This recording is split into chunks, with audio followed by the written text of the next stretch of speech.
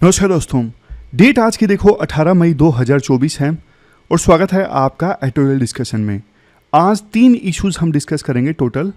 और आज की वीडियो देखो थोड़ी सी लेंथी होगी क्योंकि ना लास्ट वाला जो आर्टिकल है ना ड्यू प्रोसेस वाला, उसमें थोड़े बेसिक्स कवर किए हैं। अब जिसके ड्यू प्रोसेस से संबंधित बेसिक्स कवर हैं फिर वो डिटेल में चाहो तो वो लास्ट वाला आर्टिकल जो है, लास्ट वाला पोर्शन वो अवॉइड कर सकते हैं, उनके लिए वीडियो छोटी हो जाएगी। और जो देखना चाहें वो देख सकते हैं, आपकी मर्जी है। 3 इश्यूज कौन कौन से हम डिस्कस करेंगे। सबसे पहले कैसे क्रेडिट रेटिंग एजेंसीज इंडिया की डेवलपमेंट में रुकावट हैं और इंडिया को डेवलप होने से रोक रही हैं, पहला आर्टिकल। दूसरा आर्टिकल, चबार पोर्ट को लेके इंडिया ईरान के बीच में एग्रीमेंट साइन हुआ है। और तीसरा जो इशू है वो देखो, न्यूज़ क्लिक एक वेबसाइट है, उसके फाउंडर एडिटर गिरफ्तार किया गया था इनको दिल्ली पुलिस के द्वारा। अब इनकी गिरफ्तारी को सुप्रीम कोर्ट ने इनवैलिड करार दिया है। तो ड्यू प्रोसेस का एंगल है जो कि मैंने आपको बताया, लास्ट में बिल्कुल डिटेल से समझेंगे। जिनका कवर है वो अवॉइड कर सकते हैं, जिनको देखना है आपकी मर्जी है, आप देख सकते हो। चलिए डिस्कशन स्टार्ट करते हैं। फर्स्ट इंपॉर्टेंट आर्टिकल में हम डिस्कस करेंगे कैसे क्रेडिट रेटिंग एजेंसीज इंडिया का दुश्मन बन के काम कर रही हैं और इंडिया को जबरदस्त नुकसान पहुंचा रही हैं। बिल्कुल बेसिक्स के साथ हम ये टॉपिक डिस्कस करेंगे ताकि आपके दिमाग में बिल्कुल छप जाए। देखो 2001 की बात है, यूएस की एक कंपनी इनरोन, यूएस की इस इनरोन कंपनी ने ना बैंक्रप्सी के लिए फाइल कर दिया। बैंक्रप्सी फाइल करने का मतलब ये होता है हाथ खड़े कर दिए, इन्होंने अपने आप को दिवालिया घोषित कर दिया कि भैया हमारे ऊपर जो कर्ज है वो हम चुकाने में असमर्थ हैं। ये 2001 की बात है जब इनरोन कॉर्पोरेशन ने बैंक्रप्सी के लिए फाइल किया था। लेकिन इसके बाद तो देखो यूएसए में ना एक भूचाल आ गया। यूएसए में बहुत सारे एक्सपर्ट्स ने बोला कि किस प्रकार से कंपनीज बेवकूफ बना रही हैं, अकाउंटिंग में और ऑडिटिंग में फ्रॉड कर रही हैं, उसकी जांच कीजिए। दरअसल देखो इनरोन कॉर्पोरेशन जो है, इस कॉर्पोरेशन ने ना अपनी प्रॉफिट स्टेटमेंट्स को बढ़ा चढ़ा के बताया हुआ था। अपने अकाउंट्स की ऑडिटिंग इस प्रकार से की हुई थी कि इनका फ्रॉड पता ही ना लगे।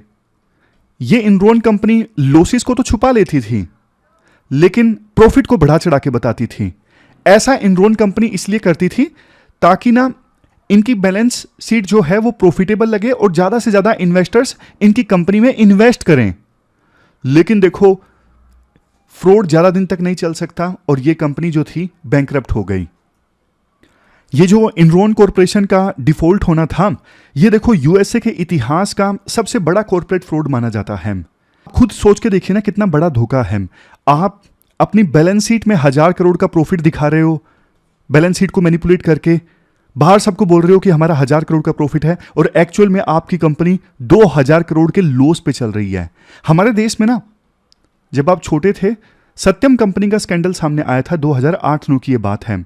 सत्यम कंपनी थी कंप्यूटर की कंपनी, इन्होंने भी ऐसा ही किया था, अपनी फाइनेंशियल स्टेटमेंट्स को मैनिपुलेट किया था और अकाउंटिंग इस प्रकार से की थी कि अपने आप को प्रॉफिटेबल दिखाया जा सके, ज़्यादा प्रॉफिट दिखाया जा सके, लेकिन वास्तव में देखो स्टेटमेंट्स को ना एग्जेजरेट करके दिखाया गया था। बट देखो इस पूरे स्कैंडल में ना एक फैक्टर, एक रीजन ऐसा था जिसकी वजह से इतना बड़ा फ्रॉड पब्लिक से छुपा रहा और पब्लिक के सामने नहीं आया। और वो जो फैक्टर है वो देखो आज भी सुधरने का नाम नहीं ले रहा है। हम बात कर रहे हैं क्रेडिट रेटिंग एजेंसीज की। एक तरफ देखो ये इनरोन कंपनी डूबने वाली थी, लेकिन क्रेडिट रेटिंग एजेंसीज ने इनको अच्छी रेटिंग दी हुई थी कि ये कंपनी बिल्कुल सही है। एक तरफ देखो इनरोन कंपनी अंदर से बिल्कुल खोखली हो चुकी थी, लेकिन बावजूद इसके क्रेडिट रेटिंग एजेंसीज को इस बात का पता नहीं लगा या फिर वो पता लगा नहीं इसकी, वो बल्कि इन्वेस्टर्स को मोटिवेट कर रही थी कि आप इस कंपनी में इन्वेस्ट कीजिए। और आज देखो यही क्रेडिट रेटिंग एजेंसीज हैं जो इंडिया को डेवलप नहीं होने दे रही हैं। हम जानेंगे कैसे, लेकिन उससे पहले ना हम बेसिक्स की बात करते हैं।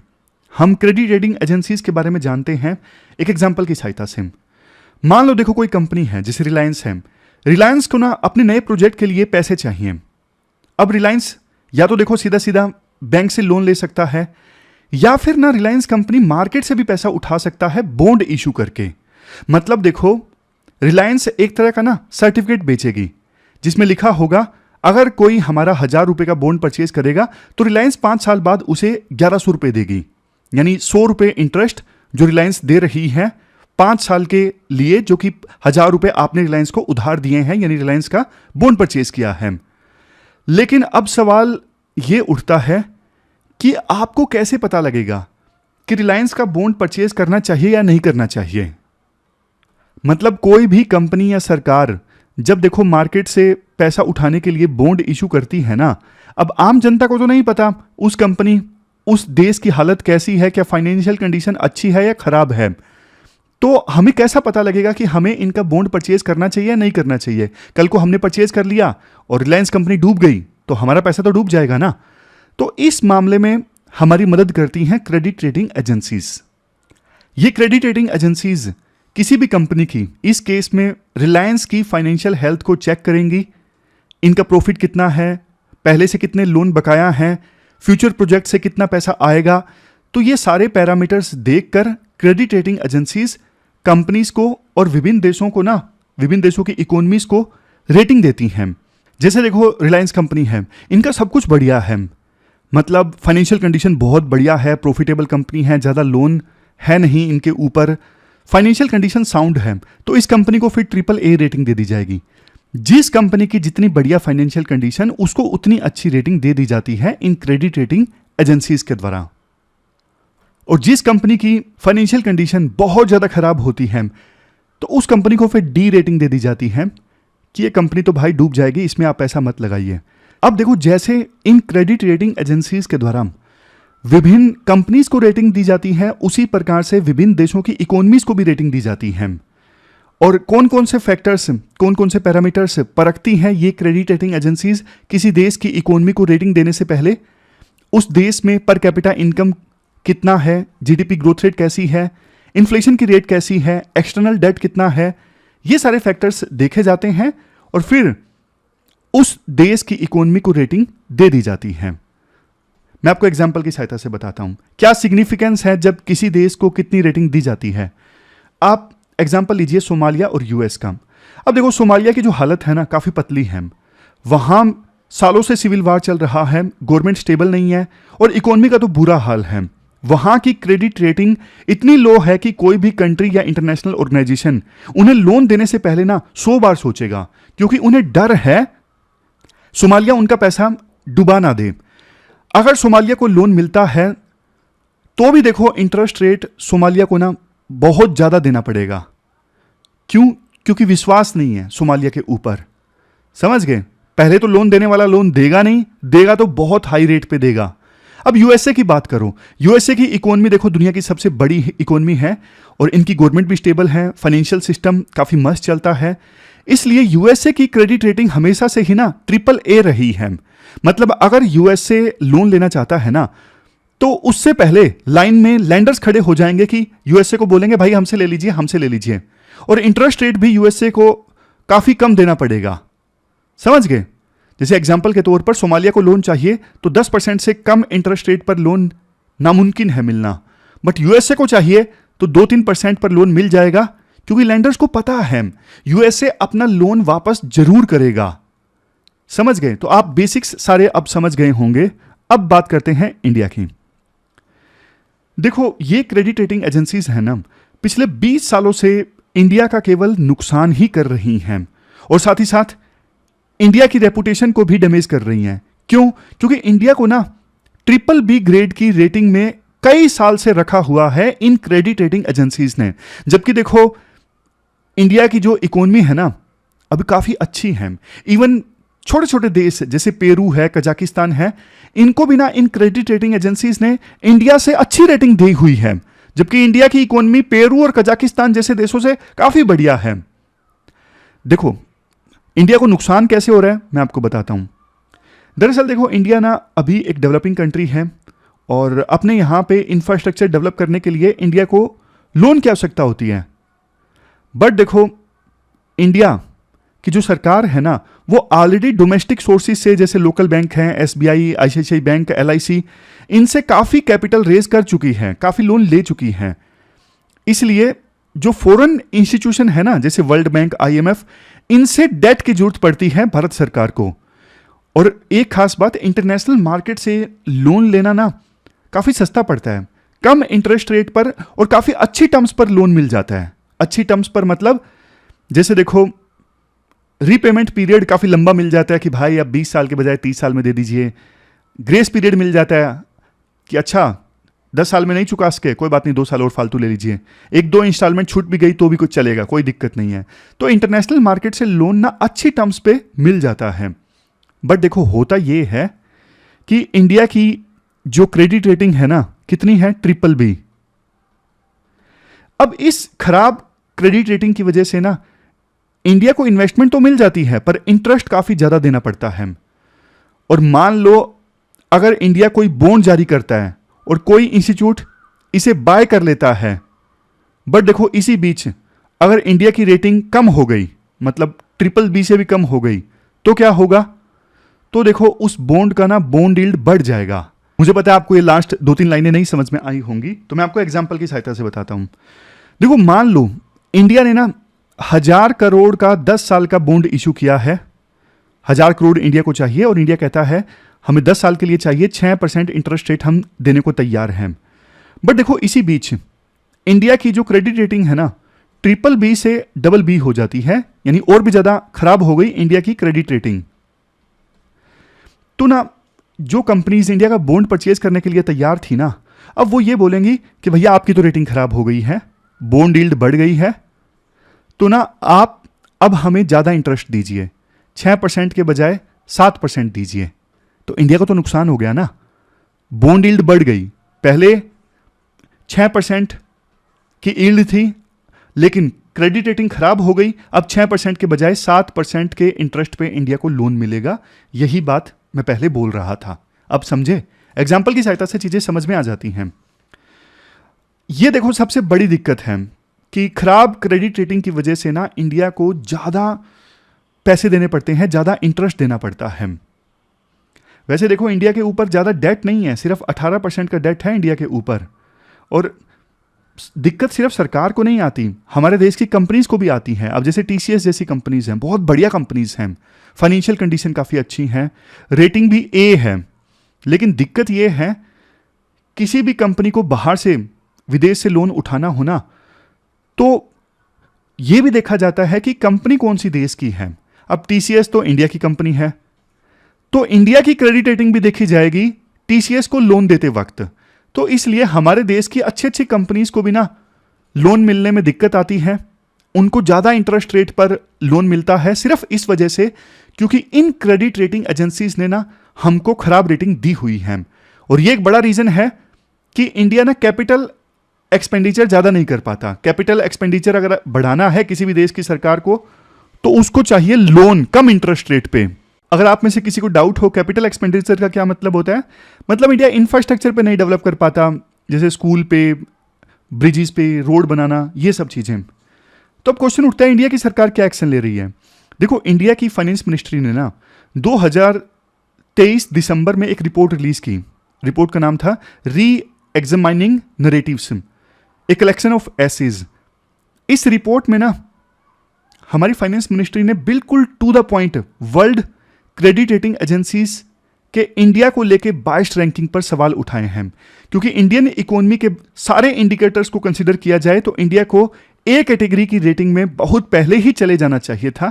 लेकिन सबसे बड़ा इशू ये है कि जिन कंट्रीज की इकोनॉमी स्ट्रेस में है, रिसेशन में है, उनकी रेटिंग इंडिया से भी अच्छी है।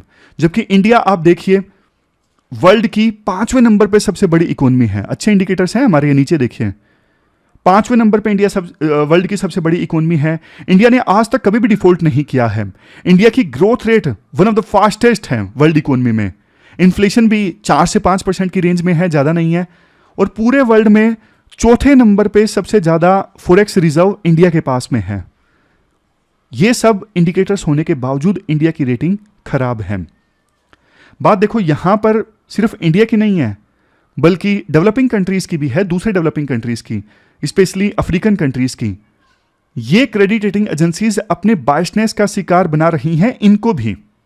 और इसकी पुष्टि खुद UN की रिपोर्ट करती है, जिसके अकॉर्डिंग अफ्रीकन कंट्रीज और कई सारे गरीब देश अपने इकोनॉमिक डेवलपमेंट के लिए लोन नहीं रेज कर पाते। क्यों? क्योंकि उन्हें खराब रेटिंग मिली हुई है। इस वजह से वो डेवलप नहीं हो पा रहे हैं, बैकवर्ड के बैकवर्ड रह जा रहे हैं। अब देखो सबसे बड़ी दिक्कत पता है क्या है?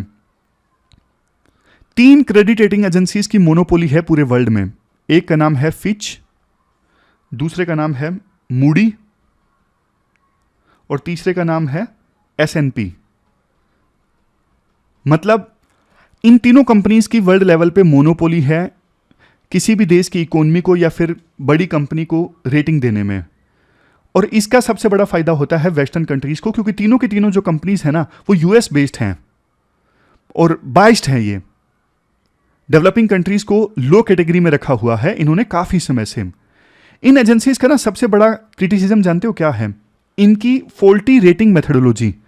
मतलब किन पैरामीटर्स के आधार पे ये रेटिंग देते हैं? थोड़ा कट गया नीचे से, है ना? चलो कोई बात नहीं, मैं वैसे ही बता देता हूं, एग्जाम्पल्स के साथ बता दूंगा, आप चिंता मत करिए। जैसे देखो मूडी कंपनी है, अब 18 पैरामीटर्स के आधार पर मूडी कंपनी किसी देश की इकोनॉमी को या फिर कंपनी को रेटिंग देती है। बट 18 में से ना सिर्फ 5 ही क्वांटिटेटिव हैं, यानी सिर्फ 5 ही नंबर्स पर आधारित हैं। बाकी 13 तो देखो क्वालिटेटिव पैरामीटर्स हैं, सिर्फ एक्सपर्ट्स की ओपिनियन ले ली जाती है, नंबर्स यूज ही नहीं किए जाते। अब एक्सपर्ट्स की ओपिनियन तो देखो बाइस्ड भी हो सकती है ना, और ये मूडी बताती भी नहीं है किस एक्सपर्ट से इन्होंने पूछा है। अब एक्सपर्ट्स भी देखो यूएसए के होते हैं और यूएसए के एक्सपर्ट्स बाइस्ड हैं अपने देश के प्रति, दूसरे देशों की इकोनॉमी को वो हल्के में लेते हैं और खराब ओपिनियन देते हैं उनके बारे में। कैसे इन एजेंसीज के द्वारा एक्सपर्ट्स का चुनाव किया जाता है वो भी ये नहीं बताते, समझ गए? और कई सारी स्टडीज ने देखो ये प्रूव भी किया है कि इन क्रेडिट रेटिंग एजेंसीज ने ना पैसे लेके रेटिंग दी है। मतलब कोई कंपनी है वो चाहती है कि मुझे अच्छी रेटिंग मिले ताकि मुझे आसानी से लोन मिल जाए, तो ये कंपनीज ना इन क्रेडिट रेटिंग एजेंसीज को पैसा खिलाती हैं और अच्छी रेटिंग ले लेती हैं। इसके कारण कई बार इन एजेंसीज के ऊपर ना फाइन भी लगाया गया है। और ना यहाँ पे कन्फ्लिक्ट ऑफ इंटरेस्ट का मामला भी बनता है। ये क्रेडिट रेटिंग एजेंसीज जिन कंपनीज को रेटिंग देती है ना उनसे फीस भी लेती हैं। तो भाई जिनसे ये फीस ले रही हैं उन्हीं को रेटिंग देना है, तो फिर तो फीस लेके अच्छी रेटिंग देने की संभावना ज़्यादा है ना, समझ गए? और आर्यनी देखो इस बात की है, इन क्रेडिट रेटिंग एजेंसीज को इसलिए बनाया गया था ताकि वर्ल्ड में फाइनेंशियल स्टेबिलिटी बनी रहे, मतलब कोई घोटाला ना करे। लेकिन जब भी वर्ल्ड में जितने भी बड़े बड़े क्राइसिस आए ना, इन क्रेडिट रेटिंग एजेंसीज का काम एक्सपोज हुआ है। जैसे 2008 में वर्ल्ड में फाइनेंशियल क्राइसिस आए थे। क्यों? क्योंकि लेमन ब्रदर्स ने बैंकरप्सी फाइल की थी। लेमन ब्रदर्स जो बैंक था वो डूब गया था, बट उस समय लेमन ब्रदर्स को इन्होंने अच्छी रेटिंग दी हुई थी। अब बात उठती है कि अच्छी रेटिंग दी हुई थी तो वो बैंक डूब कैसे गया? इतने बड़े बड़े क्राइसिस वर्ल्ड में आए, लेकिन ये कभी प्रिडिक्ट नहीं कर सके कि देखो क्राइसिस आने वाले हैं। कायदे से तो इनका काम है ये बताना कि हाँ भाई ये देश डूब सकता है, ये कंपनी डूब सकती है, लेकिन ये बता ही नहीं सकते। तो वे फॉरवर्ड देखो ये है, इंडिया को ना अब गरीब और डेवलपिंग कंट्रीज के साथ मिलके एक ट्रांसपेरेंट और इंडिपेंडेंट क्रेडिट रेटिंग प्लेटफॉर्म के लिए सहमति बनानी चाहिए, और रशिया चाइना जैसे देशों के साथ भी मिलकर काम करना चाहिए ताकि क्रेडिट रेटिंग एजेंसीज का अल्टरनेटिव उपलब्ध हो। मतलब ये 3 कंपनीज की अभी मोनोपोली है, मूडी की, S&P की, फिच की, अल्टरनेटिव उपलब्ध हो या फिर इन क्रेडिट रेटिंग एजेंसीज के कामकाज में सुधार हो। तो ये पूरा इशू हमने जबरदस्त ढंग से डिस्कस किया।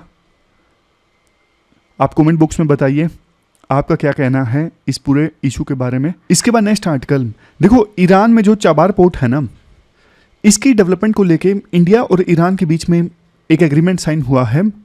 आप ना सिलेबस में जीएस पेपर सेकंड के इस टॉपिक से आर्टिकल को रिलेट कर सकते हो। लोकेशन आप देख लीजिए चाबार पोर्ट की, ये है चाबार पोर्ट। हुआ ये है, इस चाबार पोर्ट में ना 2 टर्मिनल हैं। पहला है शाहिद कलंत्री और दूसरा है शाहिद बेहिस्ती। ये देखो एग्रीमेंट ये साइन हुआ है, 10 सालों तक इंडिया इस शाहिद बेहिस्ती टर्मिनल को डेवलप करके ऑपरेट करेगा। समझ गए? मतलब चाबार पोर्ट में यूं कहो 2 टर्मिनल है या फिर यूं कहो 2 पोर्ट्स हैं। एक है शाहिद कलंत्री, दूसरा है शाहिद बेहिस्ती। हमने इस बेहिस्ती के साथ में एग्रीमेंट साइन किया है। इंडिया की तरफ से इंडिया पोर्ट ग्लोबल लिमिटेड और ईरान की तरफ से पोर्ट्स एंड मैरीटाइम ऑर्गेनाइजेशन ने मिलके ये डील साइन की है।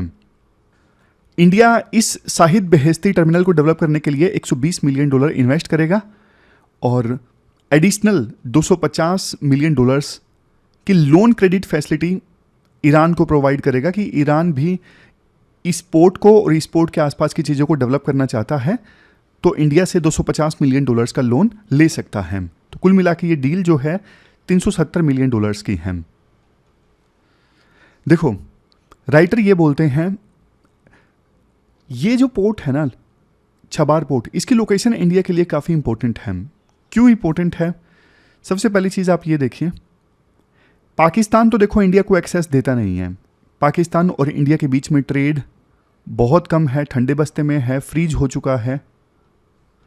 और इस वजह से ना अफ़गानिस्तान के साथ इंडिया का ज़्यादा ट्रेड नहीं हो पाता, क्योंकि अफ़गानिस्तान के साथ हमारा बॉर्डर ऊपर लगता है बिल्कुल 107 किलोमीटर का, और अभी वो एरिया जो है वो पाकिस्तान के पास में है, पाक अधिकृत कश्मीर में है, पीओके में है। अगर कोई आपसे क्वेश्चन पूछ ले क्या इंडिया का अफ़गानिस्तान के साथ बॉर्डर लगता है ऑलमोस्ट 106 किलोमीटर का, लेकिन वो एरिया अभी पाकिस्तान के कंट्रोल में है। इस वजह से ग्राउंड पे देखें तो हम उसको एक्सेस नहीं कर सकते। तो अफ़गानिस्तान को एक्सेस करने का एक ये अल्टरनेटिव रूट है कि मुंबई में छबार पोर्ट से तक सामान भेजा जाए और बाद में यहाँ से सामान भेजा जाए अफ़गानिस्तान में। इसके अलावा अभी देखो यूरोपियन कंट्रीज़ में जो ज़्यादातर सामान भेजा जाता है ना, वो देखो इस स्वेज कैनल के रूट के थ्रू भेजा जाता है।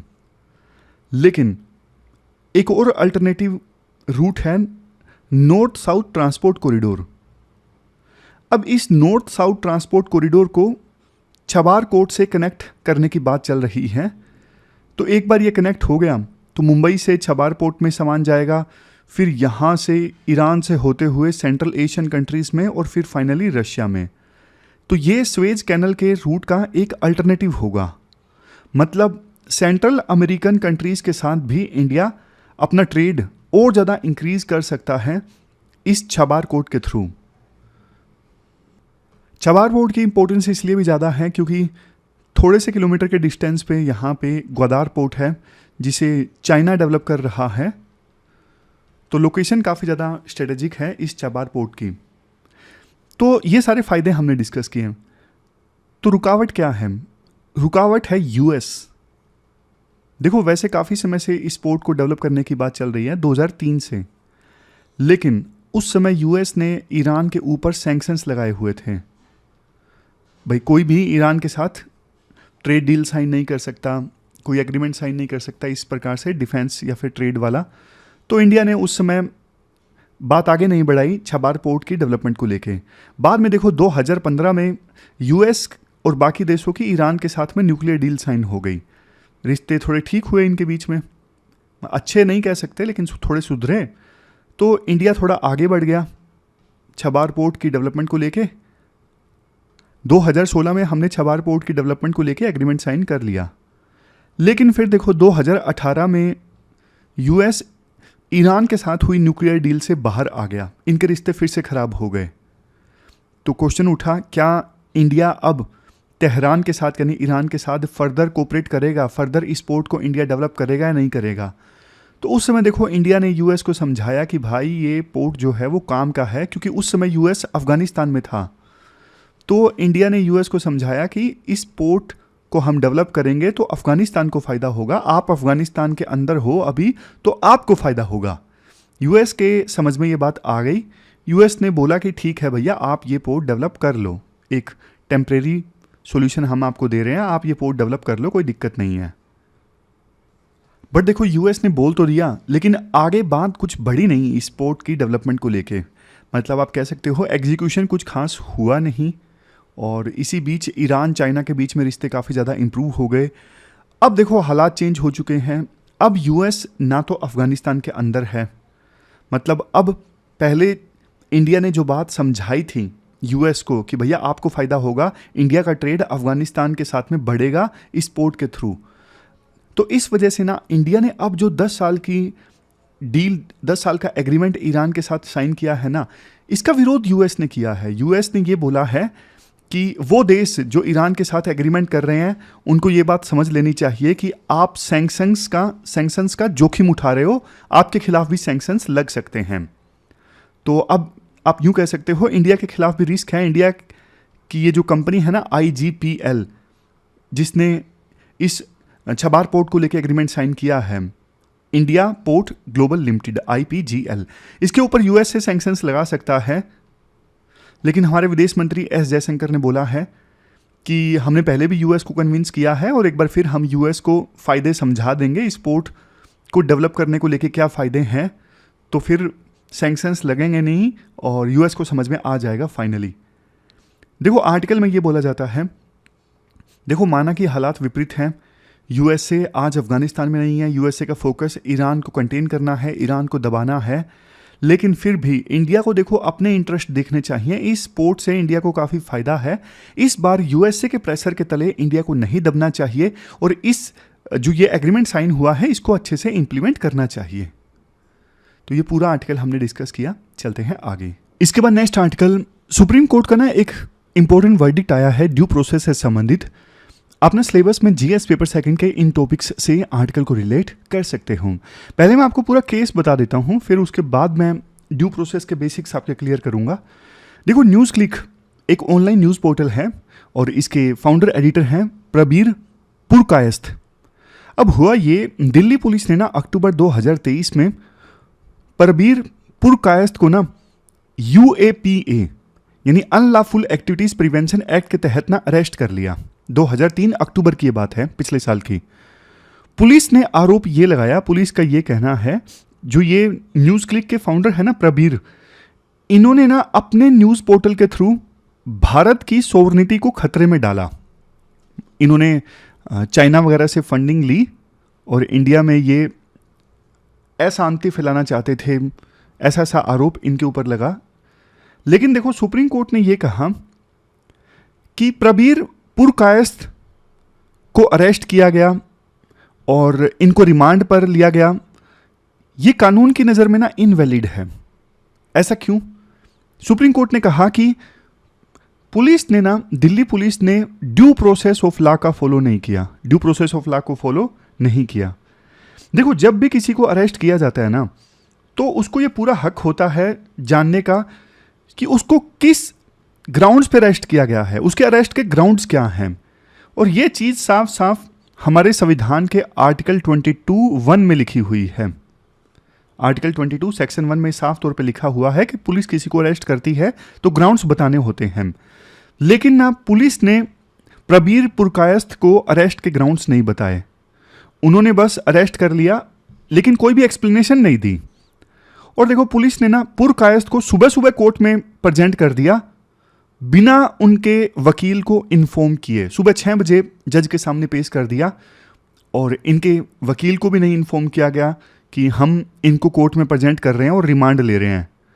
तो कोर्ट ने कहा कि ये जो अरेस्ट के ग्राउंड्स ना बताना, सुबह सुबह 6 बजे कोर्ट में पेश कर देना जबकि इतनी कोई इमरजेंसी नहीं थी, तो ये बताता है कि पुलिस ने ना ड्यू प्रोसेस को फॉलो नहीं किया। अब देखो दिल्ली पुलिस का या फिर कुछ लोगों का ये कहना है कि उनके खिलाफ ना इतना गंभीर क्राइम का आरोप लगा है और UAPA के तहत में केस दर्ज हुआ है, तो जब देखो इतना टेररिज्म का आरोप लगा है तो फिर क्या ही ग्राउंड्स बताना। लेकिन सुप्रीम कोर्ट ने ये बोला है चाहे देखो कोई भी ग्राउंड हो, क्योंकि मिसयूज होता है UAPA का भी, हर किसी का हक है जब उसको अरेस्ट किया जाता है तो उसे ये तो बताना जरूरी है रिटन में कि आपको क्यों गिरफ्तार किया जा रहा है, अरेस्ट का ग्राउंड क्या है। चाहे उसके खिलाफ मनी लॉन्ड्रिंग का केस दर्ज हो या फिर UAPA का केस दर्ज हो, आप उसको बताओ जरूर कि क्यों आपको अरेस्ट किया जा रहा है। पिछले साल ना पंकज बंसल केस में ना सुप्रीम कोर्ट ने यही वर्डिक्ट दिया था, मनी लॉन्ड्रिंग केसेस में जो ED है ना उसको बताना जरूर है जिसको गिरफ्तार किया जा रहा है कि ग्राउंड क्या है अरेस्ट का। सेम वर्डिक्ट सुप्रीम कोर्ट ने ना इस UAPA के केस में भी अप्लाई कर दिया कि UAPA के तहत किसी को गिरफ्तार किया जा रहा है तो भी आप बताओ, कितने भी गंभीर आरोप हैं आप उसको बताओ जरूर कि क्यों अरेस्ट किया जा रहा है। अगर नहीं बताओगे तो ये ड्यू प्रोसेस का वायलेशन है। अब आप ड्यू प्रोसेस के कंसेप्ट को डिटेल से समझिए। ड्यू प्रोसेस ऑफ लॉ का मतलब क्या है? देखो ये जो क्लाज है ना, यूएस के संविधान से निकल के आता है। इसका मतलब ये है, सरकार ना किसी भी पर्सन की लाइफ, लिबर्टी और प्रॉपर्टी, लिबर्टी मतलब फ्रीडम, सरकार किसी भी पर्सन से उसकी लाइफ, लिबर्टी और प्रॉपर्टी, ये सब चीजें नहीं छीन सकती। अगर सरकार किसी से उसकी लाइफ, लिबर्टी या फिर प्रॉपर्टी छीनना चाहती है तो सिर्फ और सिर्फ फेयर एंड प्रॉपर प्रोसीजर के साथ छीन सकती है, बिना कोई फेयर और प्रॉपर प्रोसीजर के नहीं छीन सकती। जैसे देखो, हमारे देश में लैंड एक्विजिशन एक्ट है, तो लैंड एक्विजिशन एक्ट है, उसमें जो भी प्रोविजंस हैं उनको फुलफिल करके सरकार किसी पर्सन से उसकी प्रॉपर्टी छीन सकती है। मान लीजिए सरकार को कोई प्रोजेक्ट स्टैब्लिश करना है जो जनता के लिए बहुत ज्यादा जरूरी है, तो प्रॉपर प्रोसीजर को फॉलो करना होगा, कंपनसेशन देनी होगी, तभी किसी पर्सन से उसकी प्रॉपर्टी छीनी जा सकती है। वैसे नहीं। आप दूसरा एग्जाम्पल देख लीजिए। मान लीजिए दो पर्सन हैं, ए बी। ए ने बी का मर्डर कर दिया, तो पुलिस ए पर्सन को गिरफ्तार कर लेगी, आईपीसी सेक्शन 302 लगाया जाएगा, केस चलेगा कोर्ट में, पूरा प्रोसीजर जो भी होता है पुलिस गिरफ्तार करेगी, पहले छोटी कोर्ट में केस चलेगा, फिर अपील फाइल की जा सकती है हायर कोर्ट में, फिर सुप्रीम कोर्ट, फिर प्रेसिडेंट के पास अपील। सारा प्रोसीजर पूरा हो गया ना, तब जाके ए पर्सन को फांसी भी दी जा सकती है अगर जज ने फांसी की सजा सुनाई है। तो मतलब प्रॉपर प्रोसीजर को फॉलो करके किसी पर्सन से लाइफ भी छीनी जा सकती है। अब मतलब समझ गए, ड्यू प्रोसेस मतलब सरकार किसी पर्सन से उसकी लाइफ, लिबर्टी और प्रॉपर्टी तभी छीन सकती है अगर फेयर और प्रॉपर प्रोसीजर को फॉलो किया गया हो, अदरवाइज नहीं। अब देखो एक और चीज, जो ड्यू प्रोसेस है ना, वो भी दो टाइप की होती है। एक सब्सटेंटिव ड्यू प्रोसेस, आप यहां पे देख लीजिए, एक सब्सटेंटिव ड्यू प्रोसेस और दूसरा प्रोसीजरल ड्यू प्रोसेस। आप ध्यान से सुनिएगा, बहुत इंपॉर्टेंट बात मैं बोलने जा रहा हूं, दोनों के बीच में डिफरेंस बताऊंगा। प्रोसीजरल ड्यू प्रोसेस में क्या देखा जाता है कि कानून है या नहीं है। सरकार किसी से लाइफ, प्रॉपर्टी या फिर लिबर्टी छीन रही है तो उसके लिए कानून है या नहीं है, कानून के तहत सरकार एक्ट कर रही है या नहीं कर रही है। और दूसरी चीज, कानून में भी जो प्रोसीजर दिए गए हैं क्या उनका पालन सरकार कर रही है या नहीं कर रही है किसी से उसकी लाइफ, लिबर्टी या फिर प्रॉपर्टी छीनने में। लेकिन दूसरी तरफ सब्सटेंटिव प्रोसेस में ना, इवन इस पर भी सवाल उठते हैं कि जो कानून है वो भी सही है या नहीं है। कानून होना तो वो तो बाद की बात है, पहले आप ये बताइए कानून ये ऐसा है ही क्यों। मतलब कि डिफरेंस ये है, सब्सटेंटिव में इस पर भी क्वेश्चन उठाए गए हैं कि जो कानून है जिसके तहत किसी की लाइफ, प्रॉपर्टी या फिर फ्रीडम छीनी जा रही है, वो कानून रीजनेबल है या नहीं है, वो लॉजिकल है या नहीं है, वो फेयर है या नहीं है। तो ये सारे क्वेश्चंस सब्सटेंटिव ड्यू प्रोसेस में उठाए जाते हैं। और प्रोसीजरल ड्यू प्रोसेस में सिर्फ ये उठाया जाता है कि कानून है या नहीं है, बेकार है तो भी चलेगा, कानून होना चाहिए। दूसरा, कानून के तहत जो प्रोसीजर है उनको फॉलो करना जरूरी है, चाहे कानून कैसा भी हो, घटिया हो, चाहे वो इलॉजिकल हो, बस होना चाहिए। इस चीज पे फोकस किया जाता है प्रोसीजरल ड्यू प्रोसेस में। लेकिन सब्सटेंटिव ड्यू प्रोसेस में इस बात को भी चैलेंज किया जाता है, कानून होने से फर्क नहीं पड़ता, पहले यह बताइए कानून लॉजिकल है या नहीं है। जैसे आपको एग्जांपल देता हूं, मान लीजिए मैंने सुबह सुबह ब्रेकफास्ट में मसाला डोसा खाया, पुलिस आई, पुलिस ने मुझे गिरफ्तार कर लिया। मैं पूछूंगा भैया मुझे गिरफ्तार क्यों किया गया, क्या इसके लिए कोई कानून है? पुलिस बोलेगी नहीं, कानून तो नहीं है। तो मैं बोलूंगा आपने प्रोसीजरल ड्यू प्रोसेस को फॉलो ही नहीं किया। मसाला डोसा खाना अपराध नहीं है, फिर भी आपने मुझे मसाला डोसा खाने के लिए गिरफ्तार कर लिया, तो आपने प्रोसीजरल ड्यू प्रोसेस को फॉलो नहीं किया। कानून होना चाहिए था कि मसाला डोसा खाना एक क्रिमिनल ऑफेंस है, यानी कि आपराधिक कृत्य है। समझ गए? अब दूसरा केस देखिए, हाइपोथेटिकल सिचुएशन है, सिर्फ एग्जांपल समझने के लिए। मान लीजिए सरकार ने यह कानून बना दिया कि मसाला डोसा खाना एक अपराध है। अब हमारे देश में ऐसा प्रोविजन है कि मसाला डोसा खाना एक अपराध है, लेकिन बावजूद इसके मैंने मसाला डोसा खा लिया और फिर पुलिस ने मुझे गिरफ्तार कर लिया।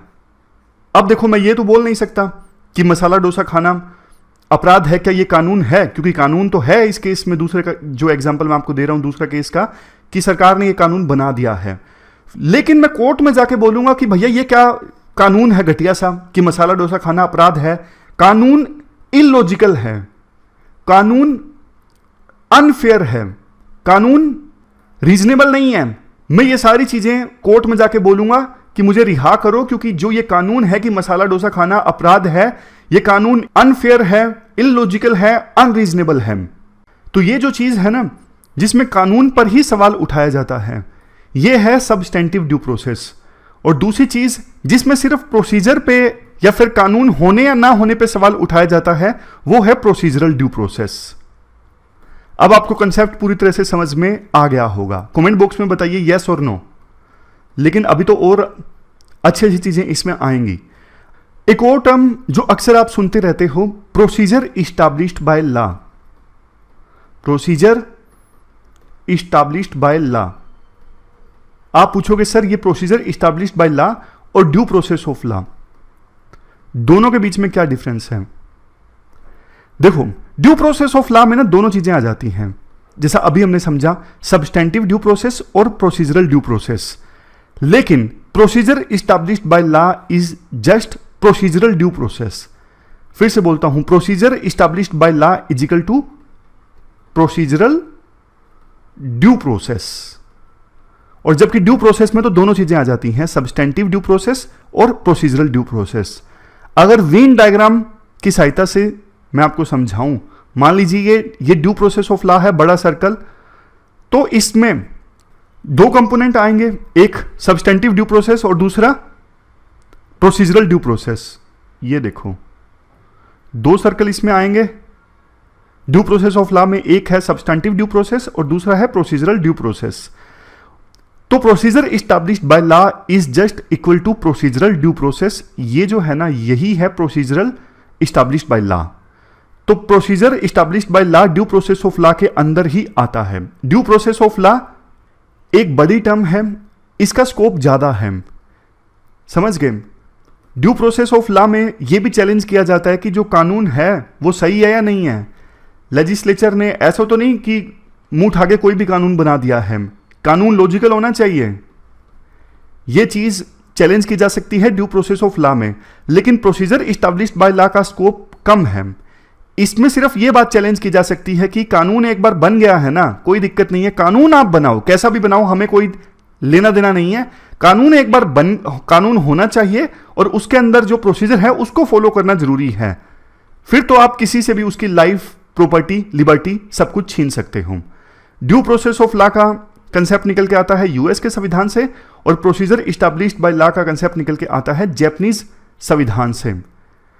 ड्यू प्रोसेस ऑफ लॉ हमें बचाता है ना सिर्फ एग्जीक्यूटिव एक्शन से बल्कि लेजिस्लेशन एक्शन से भी। मतलब ऐसा तो नहीं मतलब पार्लियामेंट या फिर स्टेट असेंबली ने कोई भी उल्टा सुल्टा कानून बना दिया हो। अगर कानून बना दिया है तो ड्यू प्रोसेस ऑफ लॉ के अंतर्गत उस कानून को चैलेंज किया जा सकता है सुप्रीम कोर्ट के सामने या हाई कोर्ट के सामने। लेकिन प्रोसीजर इस्टैब्लिश्ड बाय लॉ में ना कानून को चैलेंज नहीं किया जा सकता एज सच, भाई कानून गलत है ये चैलेंज नहीं किया जा सकता। चलो मतलब आपको क्लियर हो गया, अब आगे बढ़ते हैं। जब देखो संविधान सभा में डिबेट चल रही थी ना संविधान को लेके, तो गोविंद बल्लभ पंत ने बोला था कि संविधान में भैया ड्यू प्रोसेस क्लाज आप मत ऐड कीजिए। क्यों मना कर रहे थे गोविंद बल्लभ पंत? क्योंकि देखो ड्यू प्रोसेस ऑफ लॉ में तो ये चीज है ना, आप किसी से उसकी लाइफ, प्रॉपर्टी और लिबर्टी नहीं छीन सकते। जबकि गोविंद बल्लभ पंत का ये कहना था कि हमें तो देखो बड़े बड़े जो जमींदार लोग हैं उनसे उनकी प्रॉपर्टी छीननी है ना, जिनके पास बहुत बहुत ज्यादा प्रॉपर्टी है उनसे लेके हमें प्रॉपर्टी गरीब लोगों को देनी है। मतलब देश में लैंड रिफॉर्म्स लेके आने हैं। अगर ड्यू प्रोसेस ऑफ लॉ का प्रोविजन हमने संविधान में ऐड कर दिया ना, तो फिर हम लैंड रिफॉर्म नहीं ला सकेंगे, हम उन जमींदारों से प्रॉपर्टी नहीं ले सकेंगे जिनके पास में प्रॉपर्टी बहुत ज्यादा है। तो इसलिए गोविंद बल्लभ पंत ने कहा था कि ये जो प्रोविजन है मत ऐड कीजिए, इससे तो हम लैंड रिफॉर्म्स नहीं ला पाएंगे। इसके जवाब में सी राजगोपालचारी ने बोला, अरे आप चिंता मत करो, एक काम करते हैं, तीन चीजें हैं ना, लाइफ, लिबर्टी और प्रॉपर्टी, एक को हटा देते हैं। आपकी चिंता प्रॉपर्टी को लेके है कि प्रॉपर्टी वर्ड है तो हम लैंड रिफॉर्म्स नहीं ला पाएंगे, हम दो चीजें ऐड कर देते हैं, लाइफ और लिबर्टी, प्रॉपर्टी को हटा देते हैं। यह फॉर्मूला दिया था सी राजगोपालचारी ने। 30 अप्रैल 1947 तक इस बात को लेकर सहमति थी कि संविधान में यह प्रोविजन होना चाहिए, no person shall be deprived of their life और liberty without the due process of law. यही प्रोविजन आना था। लेकिन देखो बाद में BN राव जो कॉन्स्टिट्यूट असेंबली के कॉन्स्टिट्यूशनल एडवाइजर थे ना, जिनको काम दिया गया था कि आप संविधान के ड्राफ्ट को कंपाइल कीजिए, इन्होंने क्या किया, इस प्रोविजन में ना लिबर्टी के आगे पर्सनल लगा दिया। आयरलैंड का उस समय संविधान था ना, वहां से सीख के इन्होंने ना पर्सनल लिबर्टी लगा दिया, no person shall be deprived of their life और पर्सनल लिबर्टी। उस समय ना BN राव को ना यूएस के एक जज ने ना फेलिक्स फ्रैंकफर्टर, इन्होंने एडवाइस दी थी कि आप अपने संविधान में ना ड्यू प्रोसेस ऑफ लॉ ये वर्ड ऐड मत कीजिए, ये बहुत वेग वर्ड है, इसको ना अलग अलग ढंग से इंटरप्रेट किया जा सकता है। लेकिन BN राव ने ना यूएस के जज की बात नहीं मानी और बोला कि हम तो इस वर्ड को ऐड करेंगे ड्यू प्रोसेस। लेकिन बाद में एकदम से ड्राफ्टिंग कमेटी ने ना ड्यू प्रोसेस वर्ड को हटा दिया और ड्यू प्रोसेस वर्ड की जगह एक वर्ड यूज किया, procedure established by law. Due process होता तो सुप्रीम कोर्ट में, हाई कोर्ट में कानून को भी चैलेंज करना आसान होता, लेकिन नहीं, संविधान निर्माताओं ने ड्यू प्रोसेस वर्ड को हटा दिया। फाइनली जब संविधान आया तो हमारे देश में संविधान का आर्टिकल 21 क्या है, आर्टिकल 21 में प्रोसीजर इस्टैब्लिश्ड बाय लॉ का जिक्र है, ड्यू प्रोसेस का जिक्र नहीं है। ड्यू प्रोसेस ऑफ लॉ का स्कोप काफी ज्यादा है, हमने डिफरेंस को समझा। इसमें लॉ को भी चैलेंज किया जा सकता है कि लॉ सही है या गलत है। ये देखो, ये आज के समय में संविधान में आर्टिकल 21 है, इसमें साफ तौर पे लिखा हुआ है except according to procedure established by law, ना कि ड्यू प्रोसेस ऑफ लॉ। मतलब काफी हैरानी वाली बात थी कि 1.5 साल पहले पूरी कॉन्स्टिट्यूट असेंबली ने इस बात पे हाँ भरी थी कि हाँ, हम हमारे संविधान में ड्यू प्रोसेस ऑफ लॉ का प्रोविजन करते हैं। लेकिन 1.5 साल बाद एकदम से सलाह उनकी बदल गई, ड्यू प्रोसेस ऑफ लॉ का प्रोविजन नहीं किया गया, प्रोसीजर इस्टैब्लिश्ड बाय लॉ का प्रोविजन किया गया। लेकिन देखो, इसकी भरपाई की गई 2 चीजों के द्वारा। पहली चीज, 1973 में केशवानंद भारती केस में सुप्रीम कोर्ट ने यह जजमेंट दिया था कि पार्लियामेंट जो है ना, इवन आर्टिकल 368 का सारा लेके संविधान को अमेंड करके संविधान का बेसिक स्ट्रक्चर चेंज नहीं कर सकती। जैसे फंडामेंटल राइट्स हैं, जो फंडामेंटल राइट्स है ना, वो बेसिक स्ट्रक्चर का पार्ट हैं। तो सरकार सिटीजन से फंडामेंटल राइट्स नहीं छीन सकती, क्योंकि फंडामेंटल राइट्स छीनेगी संविधान को अमेंड करके तो संविधान का बेसिक स्ट्रक्चर जो है वो अमेंड हो जाएगा। लेकिन पार्लियामेंट के पास ऐसी पावर नहीं है कि वो संविधान से उसका बेसिक स्ट्रक्चर छीन सके। तो एक तो ये जो जजमेंट था ना, इस जजमेंट ने हमारे देश में ड्यू प्रोसेस को कुछ हद तक लाने का काम किया। समझ गए कि फंडामेंटल राइट्स सरकार नहीं छीन सकती, इवन संविधान को अमेंड करके भी। प्रोसीजर इस्टैब्लिश्ड बाय लॉ में तो यह बात बोली जाती है ना कि आप कोई भी कानून बना दो और कानून एक बार बन गया, कैसा भी हो, घटिया हो, तो फिर सिटीजन से उनकी लाइफ, लिबर्टी, प्रॉपर्टी, वो सब चीजें छीनी जा सकती हैं। लेकिन 1973 के जजमेंट ने यह क्लियर कर दिया सरकार को कि आप देखो, कोई ऐसा कानून नहीं बना सकते जिससे संविधान का जो बेसिक स्ट्रक्चर है ना वो गड़बड़ा जाए। अब दूसरी चीज देखिए, 1978 में एक और केस सामने आया, इसने भी हमारे देश में indirectly due process of law को लाने का काम किया। डायरेक्टली नहीं, इनडायरेक्टली। जैसे देखो, बेसिक स्ट्रक्चर वाला जजमेंट था, उसने भी इनडायरेक्टली हमारे देश में ड्यू प्रोसेस को लाने का काम किया। दूसरी तरफ Maneka Gandhi versus Union of India case ने भी, इस केस में ना सुप्रीम कोर्ट ने यह बोला, आर्टिकल 21 जो है, आर्टिकल 21 जो मैंने आपको यह बताया, सुप्रीम कोर्ट ने इस केस में बोला आर्टिकल 21 ओपन टेक्सचर्ड है। मतलब कि बहुत अलग अलग ढंग से इसको इंटरप्रेट किया जा सकता है, और हम इसको इंटरप्रेट कर रहे हैं कि इसमें जो लाइफ और लिबर्टी वर्ड है ना, इनका स्कोप काफी ज्यादा है। यानी कि सुप्रीम कोर्ट ने इस जजमेंट में बोला कि आर्टिकल 21 में ड्यू प्रोसेस भी इन्वॉल्व है। बेशक साफ तौर पे वर्ड मेंशन नहीं है, लेकिन ड्यू प्रोसेस इन्वॉल्व है आर्टिकल 21 में। और पर्सनल लिबर्टी के अंदर बहुत सारे राइट्स आ जाते हैं, जैसे प्राइवेसी का अधिकार है, बाद में सुप्रीम कोर्ट ने इंटरप्रेट किया, यह भी पर्सनल लिबर्टी के अंतर्गत आता है।